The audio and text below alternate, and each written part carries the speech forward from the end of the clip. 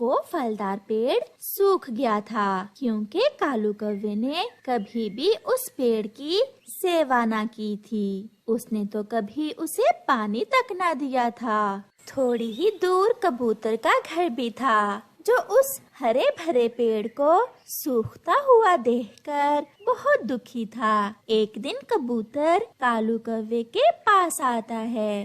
कालू, आपका फलदार पेड़ तो अब सूख गया है। क्या आप इसे मुझे बेचकर कुछ पैसे लेना चाहोगे? सूखा हुआ पेड़ कालू कौवे के किस काम का था? ये कबूतर भी बड़ा पागल है, मुझसे सूखा पेड़ खरीद रहा है। हाँ हाँ, क्यों नहीं, लाओ मुझे पैसे दो और ये पेड़ तुम रख लो। आज से ही ये पेड़ तुम्हारा हुआ। फिर कबूतर कालू कौवे से वो पेड़ खरीद लेता है। कालू भी पैसे लेकर 2-4 दिन के लिए दूसरे जंगल मौज मस्ती करने निकल जाता है। अब अगर मैं इस पेड़ की अच्छे से सेवा करूं, तो ये फिर से हरा भरा हो जाएगा और फिर से मीठे मीठे फल देगा। कबूतर एक सियाने बूढ़े पक्षी के पास जाता है। चाचा जी, आप बड़े हैं, मुझे ये बताइए कि किसी सूखे हुए पेड़ को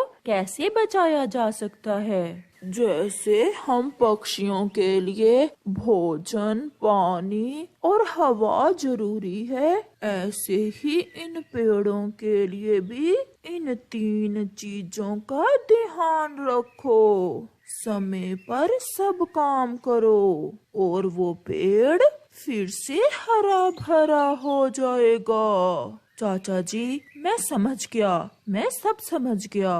फिर कबूतर वहाँ से चला जाता है। कबूतर नदी से पानी लाता है और पेड़ को डालता है। वो घने जंगल से सूखे पत्ते इकट्ठे करके लाता है, क्योंकि चाचा जी ने बताया था कि सूखे पत्ते ही पेड़ों का भोजन है। कबूतर उस पेड़ की जड़ों में पानी और सूखे पत्ते डालने के बाद उस पेड़ की सारी सूखी शाखाएं काट देता है।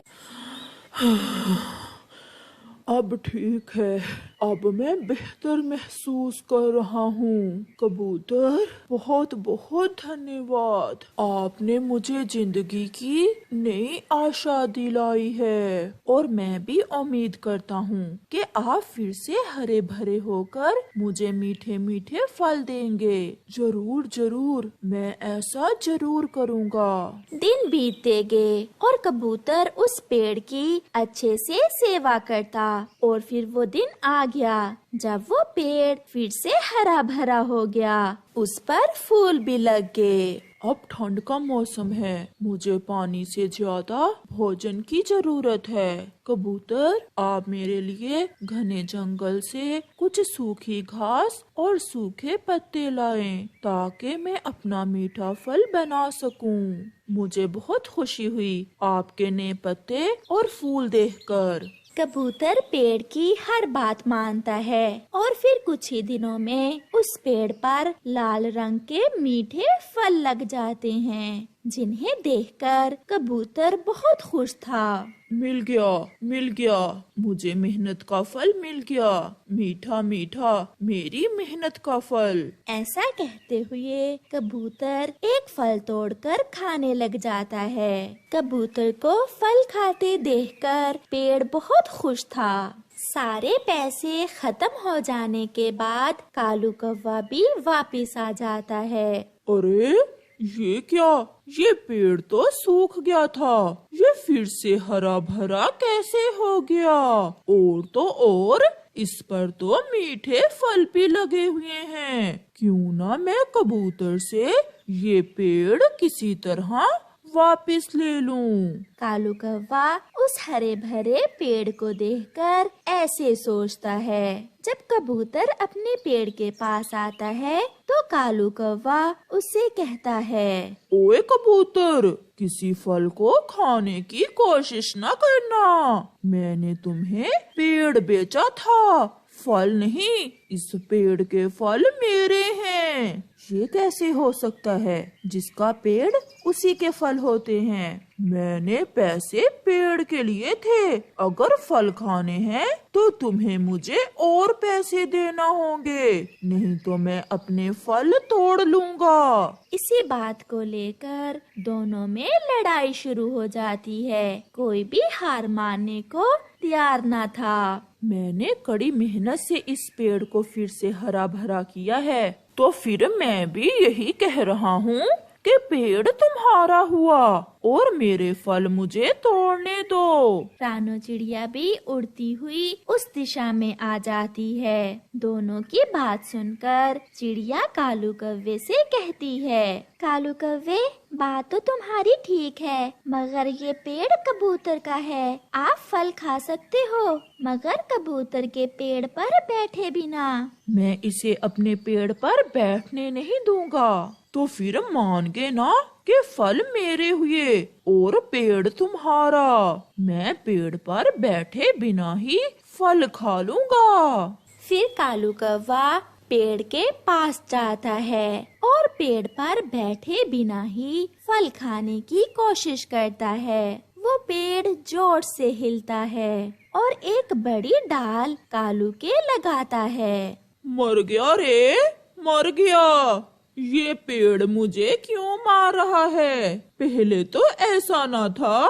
जिसने मेहनत की फल भी उसी का। भागो यहाँ से।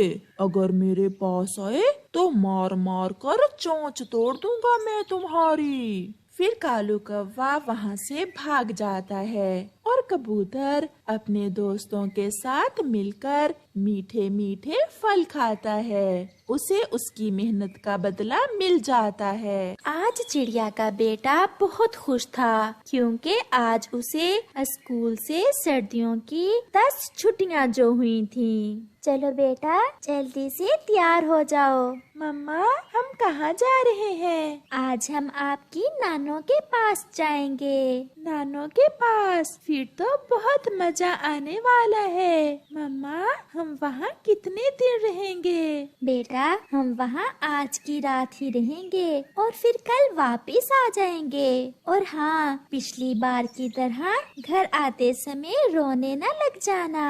अगर ऐसा किया तो मैं फिर कभी आपको अपने साथ नहीं लेकर जाऊंगी। मम्मा, प्रॉमिस, मैं इस बार ऐसा नहीं करूँगा। फिर वो माँ बेटा कुछ जरूरी सामान लेते हैं और दूसरे जंगल कुकू की नानो के घर चल देते हैं। कुकू तो इतना खुश था कि वो अपनी मम्मा से भी आगे आगे उड़ रहा था। रुको रुको कुकू बेटा, आहिस्ता उड़ो, मुझसे इतनी तेज नहीं उड़ा जाता। फिर शाम होने से पहले पहले ही वो दूसरे जंगल पहुंच जाते हैं। आगे मेरे बच्चे, सफर कैसा रहा बच्चों?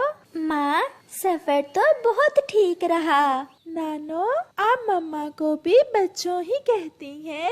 ऐसा कहते हुए कुकू हंसने लग जाता है। बच्चे कितने भी बड़े हो जाएं, बेटा वो अपने माँ बाप के लिए बच्चे ही रहते हैं। नानो, मैं अपने दोस्तों से थोड़ा खेलाऊं? नहीं कुकू बेटा, आप घर में ही रहें। जाने दो रानो, थोड़ी देर अपने दोस्तों से खेलकर आ जाएगा। मेरी नानो बहुत अच्छी है। फिर कुकू अपने दोस्तों के साथ खेलने निकल जाता है। वो सीधा कबूतर के बेटे किकी के पास जाता है। कुकू, आप कब आए? मैं अभी अभी अपनी मम्मा के साथ आया हूँ। मेरे पास 50 रुपए भी हैं। चलो किकी, हम बर्गर खाने जाते हैं। क्या आप मुझे भी बर्गर खिलाओगे? क्यों नहीं, हम दोनों दोस्त मिलकर खाएंगे। थोड़ी ही दूर वो कालू कौवे की बर्गरों वाली दुकान पर चले जाते हैं। अंकल, ये लें 20 रुपए और हमें 2 अंडे वाले बर्गर लगा दें। मिर्ची वाली चटनी भी लगाऊं क्या? हाँ हाँ, लगा दे अंकल। कुकू, अंकल कालू का मिर्ची वाला बर्गर बहुत मजे का होता है। फिर वो दोनों कालू अंकल से 2 बर्गर लेकर खा लेते हैं। चलो कुकू, मैं आपको अपनी मम्मा से मिलवाता हूँ। मम्मा आपको देखकर बहुत खुश होंगी। बर्गर खाने के बाद वो दोनों किकी के घर चले जाते हैं। छोटे बच्चे, क्या आप रानो चिड़िया के बेटे हो?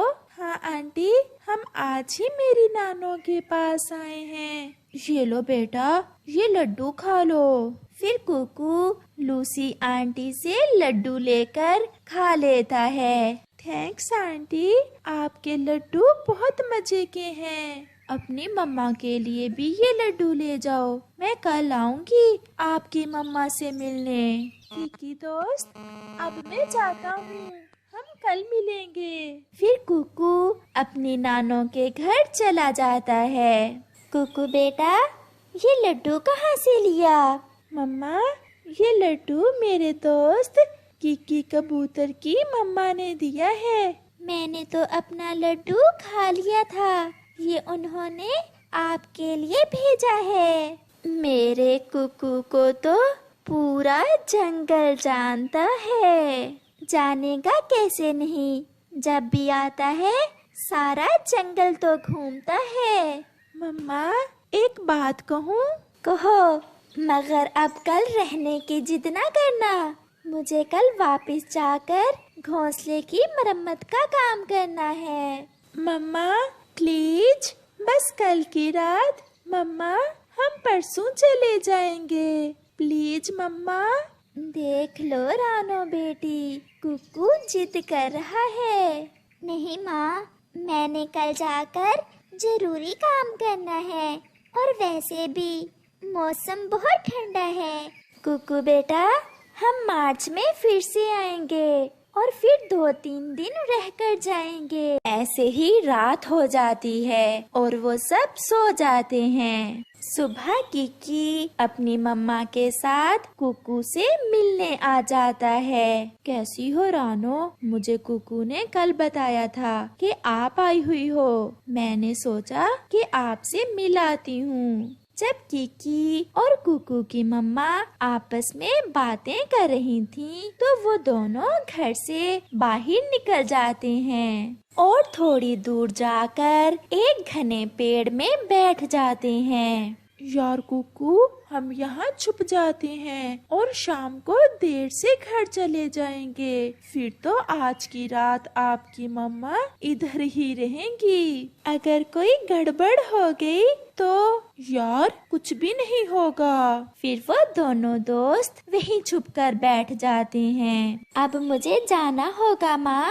कुकू कहाँ है? वो तो किकी के साथ कहीं बाहर चला गया था। ये बच्चा भी मुझे बहुत तंग करता है। उसे अच्छे से पता है कि हमने अब वापस जाना है। चलो हम बाहर देखते हैं, वो यहीं कहीं होंगे। फिर किकी और कुकू की मम्मा अपने बच्चों को देखने बाहर चली जाती हैं। वो तो उन्हें कहीं दिखाई ही नहीं दे रहे थे। वो उन्हें इधर उधर सभी जगह देखती हैं। यार किकी, वो देखो, मम्मा मुझे ढूंढ रही हैं। मुझे जाना होगा। अगर मैं ना गया तो मम्मा बहुत परेशान हो जाएंगी। तो फिर क्या आप आज ही वापस चले जाओगे? हाँ दोस्त, मैं मार्च के महीने में फिर से लौट कर आऊँगा। फिर वो दोनों घने पेड़ से बाहर निकलते हैं। मैं आपको कब से ढूंढ रही हूँ बेटा, मुझे पता है आप क्यों छुप गए थे। मम्मा सॉरी, मैं अब वापस आ तो गया हूँ। ऐसे वो दोनों माँ बेटा अपने जंगल वापस उड़ते हैं। कुकू की आंखों में आंसू थे और वो बहुत उदास था। प्यारे दोस्तों, क्या आपने भी कभी ऐसा किया है जैसा कुकू ने किया? अगर किया है तो कमेंट करके जरूर बताएं।